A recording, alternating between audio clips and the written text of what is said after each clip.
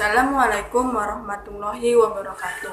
Perkenalkan, nama saya Siti Nurlaili, NIM 210306012 dari kelas C, Prodi Peternakan Universitas Sumatera Utara. Di sini saya akan menjawab soal-soal dari Ibu Tati Fidianasari, SPTNP.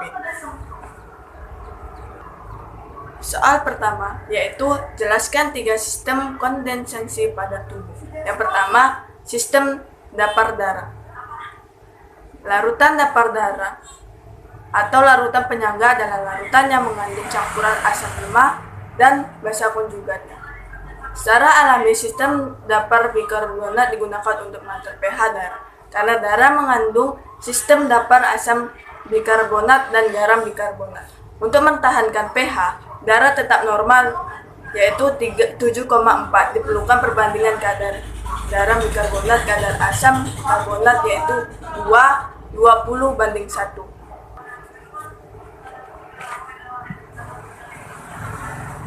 Selanjutnya yaitu sistem respirasi oleh paru-paru.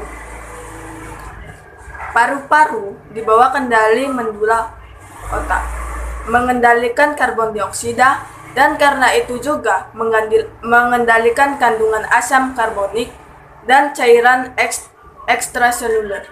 Paru-paru melakukan hal ini dengan menyesuaikan ventilasi sebagai respon terhadap jumlah karbon dioksida dalam darah. Kenaikan dari tekanan parsial karbon dioksida dalam darah arteri atau PaCO2 merupakan stimulan yang kuat untuk respirasi. Tentu saja tetangan parsial karbon dioksida darah arteri mempengaruhi respirasi. Meskipun demikian, efeknya tidak sejelas efek yang dihasilkan oleh PaCO2. Pada keadaan asidosis metabolik, frekuensi pernapasan meningkatkan sehingga menyebabkan eliminasi karbon dioksida yang lebih besar, atau untuk mengurangi kelebihan asam. Pada keadaan alkalosis metabolik, pernapasan diturunkan dan menyebabkan penahanan karbon dioksida, atau untuk meningkatkan beban asam. Selanjutnya yaitu sistem ekskresi melalui ginjal. Mengatur kandungan garam bikarbonat dalam darah dengan cara yang pertama, mobilisasi ion H+ di bulus proksimal dengan reabos darah dengan cara yang pertama, mobilisasi ion H+ di tubulus proksimal dengan reabsorpsi Na+. Yang kedua, sekresi ion H di tubulus distal ditukar dengan Na+. Yang ketiga, membentuk amonia NH4 di tubulus distal menggantikan Na+ yang terpakai. Soal yang kedua yaitu jelaskan secara singkat proses metabolisme air dalam ternak.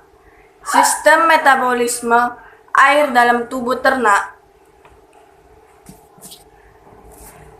Yang pertama, air yang diminum ternak masuk ke dalam mulut menuju saluran pencernaan.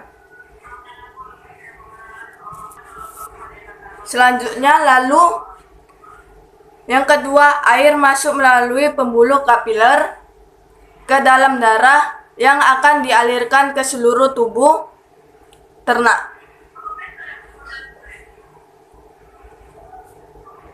Dan yang selanjutnya ketiga, setelah itu tahap 3, air membantu jantung memompa darah ke seluruh tubuh. Nah, saat air sampai di paru-paru ternak akan terjadi pertukaran oksigen dan karbon dioksida. Selanjutnya yang keempat terjadi pada organ hati ternak. Pada tahap ini, air akan membantu proses metabolisme karbohidrat, lemak, dan protein. Dan yang terakhir, proses yang kelima, air menuju ginjal ternak. Pada tahap ini, air membantu ginjal pada ternak dalam proses penyaringan zat sisa untuk dikeluarkan bersama air atau urin ternak tersebut. Selanjutnya soal ketiga, jelaskan dari manakah asal sumber air pada tubuh ternak.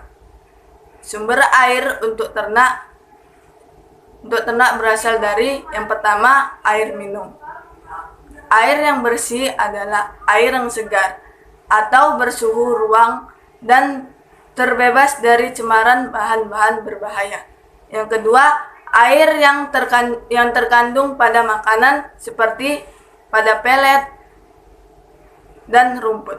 Yang ketiga, air metabolik yang didapatkan sebagai hasil dari oksidasi makanan dan sintesa dari molekul yang kompleks di dalam tubuh. Selanjutnya soal keempat, jelaskan bagaimana cara menghitung air metabolik. Di sini saya mengambil contoh, yaitu bila suatu rasu mengandung 10% protein, 20% lemak, dan 50% karbohidrat, maka jumlah air metabolik yang dihasilkan untuk 100 kcal. Energi metabolik adalah tabel jumlah air metabolik yang dihasilkan untuk tahap 100 kcal energi. Yang pertama, macam nutrien. Air metabolik hasil oksidasi G. Rata-rata kalori atau kalori. Air metabolik atau 100 kalori energi metabolik. Yang pertama, karbohidrat, yang kedua protein, yang ketiga lemak. Karbohidrat hasil metaboliknya 60, rata-ratanya 400, energinya 15,0. Protein, air metaboliknya 42, rata-ratanya 400, dan energi metabolis 10,5. Yang selanjutnya yang ketiga lemak. Air metabolismenya 100, rata-rata kalorinya 900, dan air metabolis per 1000 kalori yaitu 11,1. Jawabnya yaitu air metabolik dari 100 gram ransum yaitu rata-rata kalori. Yang pertama, 100 gram protein dikali 4 yaitu 40 kalori. Selanjutnya 20 gram lemak dikali 9 sama dengan 180 kalori. 50 gram karbohidrat dikali 4 sama dengan 220 kalori. Dijumlahkan semua menjadi 440 kalori, yaitu air metabolik per 100 kalori. Yang pertama 40 kalori protein dikali 0,015 sama dengan 4,2 gram. Selanjutnya 180 kalori lemak dikali 0,111 sama dengan 19,98 gram. Selanjutnya 220 kalori karbohidrat dikali 0,150 sama dengan 33 gram. Dijumlahkan menjadi 57,18 gram. Jadi apabila energinya dalam 100 kalori, maka 57,18 kali 1000 gram sama dengan 57,8 gram air metabolik. Jadi kesimpulannya, maka energi metabolik, air metabolik dikali 1000 kalori per rata-rata kalori sama dengan 57,8 per 440. Jawabannya yaitu 12 gram atau 13 gram. Jadi 13 gram air metabolik dinaikkan dalam 100 gram ransum. Dan soal yang terakhir, yang kelima, yaitu faktor yang mempengaruhi ekstraksi dan kebutuhan air. Yang pertama, hilangnya air lewat kulit atau pada mamalia umumnya akan membantu atau melepaskan panas untuk mengatur temperatur tubuh. Jumlah air yang hilang melalui kulit akan meningkatkan dengan aktivitas fisik dan temperatur lingkungan.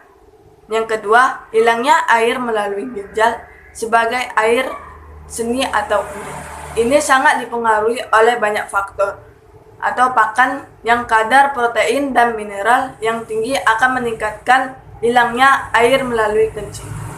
Di samping itu, meningkatnya mineral natrium dalam tubuh akan banyak air yang akan diabsorpsi sehingga menimbulkan edema pada otak dan asites atau terlalu banyak cairan dalam rongga tubuh. Hasil akhir dari metabolisme protein adalah urea, yang merupakan racun bagi saluran kencing. Jadi untuk mengencerkannya diperlukan air sampai konsentrasi yang tidak berbahaya. Selanjutnya yang ketiga, hilangnya air melalui pernapasan hampir 40% pada unggas. Selanjutnya yang keempat, saluran pencernaan. Bentuk pakan dan susunan pakan mempunyai pengaruh nyata. Contohnya seperti pakan serat mempunyai sifat pencahar yang menyebabkan banyak air yang keluar bersama feses. Ekresi kotoran sapi lebih basah dari kambing. Oke, mungkin hanya ini yang bisa saya jelaskan, lebih kurangnya saya mohon maaf. Assalamualaikum warahmatullahi wabarakatuh.